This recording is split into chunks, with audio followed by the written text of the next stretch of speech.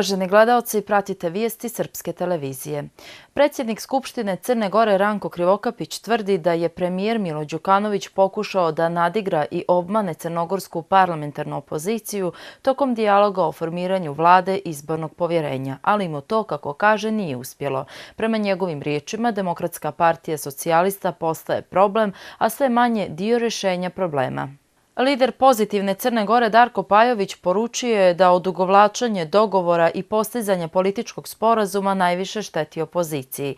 Pajović je ocijenio da dijalog nema alternativu i da bi ga trebalo nastaviti, ali nekako ističe sa dosadašnjim medijatorom Rankom Krivokapićem. Sa druge strane, lider demokrata Aleksa Bečić kaže da će njegova partija i dalje bojkotovati parlamentarni dijalog. Američka vojska vjeruje da u vazdušnom udaru protiv Islamske države u Libiji prošle sedmice nije ubijeno 2 otetih srpskih diplomata, već sumnja da je strance kidnapovala zasebna kriminalna grupa radi otkupa koja ih je ubila, a zatim pokušala da se izvuče za njihovu smrt. Američki zvaničnici vjeruju da su diplomate možda već bile mrtve, a njihova tijela bila u Tripoliju u trenutku vazdušnog udara. Premijer Srbije Aleksandar Vučić poručio je da će stav Pentagona da službenici srpske ambasade nisu stradali u bombardovanju smatrati dijelom globalnog obračuna između velikih sila, osim ukoliko Pentagon ne dostavi dokaze da su njihove tvrdnje tačne. Predstavnici Srba na Kosovu nisu odlučili da li će prisustvovati sjednici uoči glasanja za takozvanog kosovskog predsjednika. Opozicija u šatorima ispred prištinske vlade i skupštine odlučna je da spriječi glasanje i natjera vlast na prijevremene parlamentarne izbore. Bez prisustva srpskih poslanika novi kosovski predsjednik ne može da bude izabran. Predstavnici Srba će, kažu, donijeti odluku koja će biti u interesu srpskog naroda na Kosovu.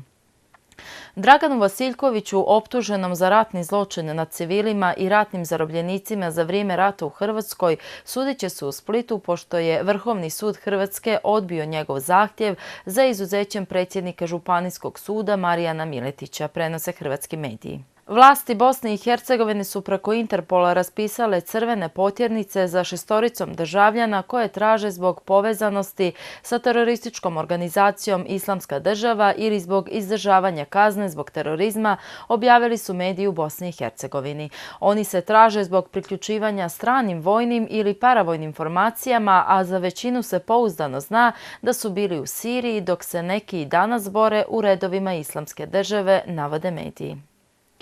Evropska unija ima vremena do 7. marta kada se održava samit sa Turskom da smanji priliv izbjeglica koje dolaze u Europu, ili bi se u suprotnom migracioni sistem bloka mogao potpuno raspasti, kazao je u Briselu evropski komesar za migracije Dimitris Avramopoulos nakon sastanka sa evropskim ministrima koji se bave krizom.